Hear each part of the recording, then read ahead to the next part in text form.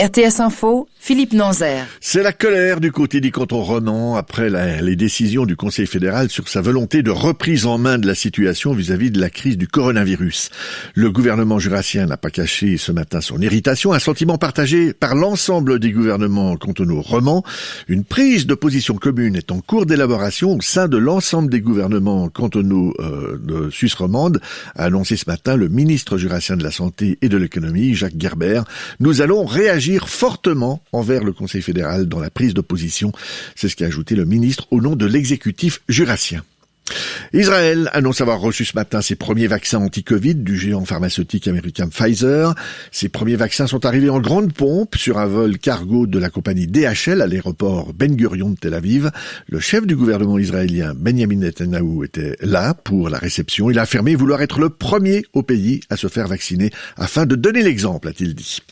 De leur côté, les Émirats arabes unis ont approuvé ce matin le vaccin contre le coronavirus produit par le géant pharmaceutique chinois Sinopharm. Selon ce fabricant, son vaccin est efficace à 86% au regard des conclusions des analyses de phase 3. Et à ce stade, 2 vaccins ont subi une étude de phase 3 aux Émirats arabes unis, celui de Sinopharm, donc le chinois, et le Sputnik 5 russe.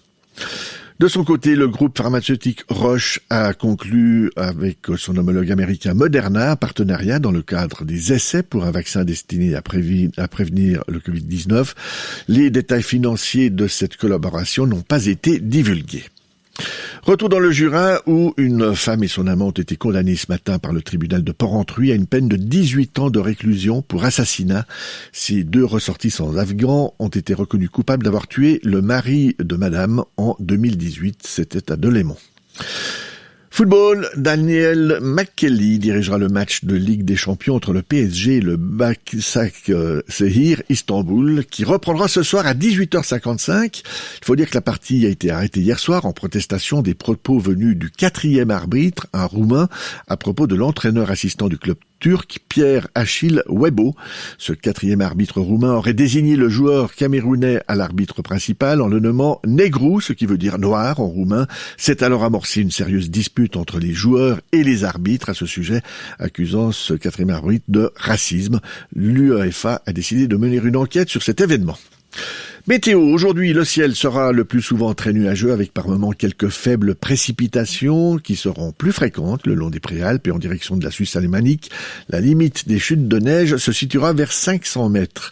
Et en cours d'après-midi, le temps va devenir sec, sauf dans les préalpes où les précipitations ne cesseront qu'en soirée.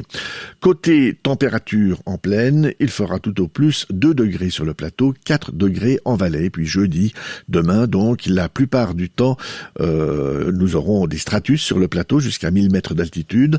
Au-dessus et dans les autres régions, le temps sera assez ensoleillé au début de la journée, mais des passages nuageux vont aller en augmentant à partir de l'ouest. Les températures, elles, en plaine et au meilleur de la journée, indiqueront 0 degré sur le plateau et 4 degrés en Valais. Allô Juliette,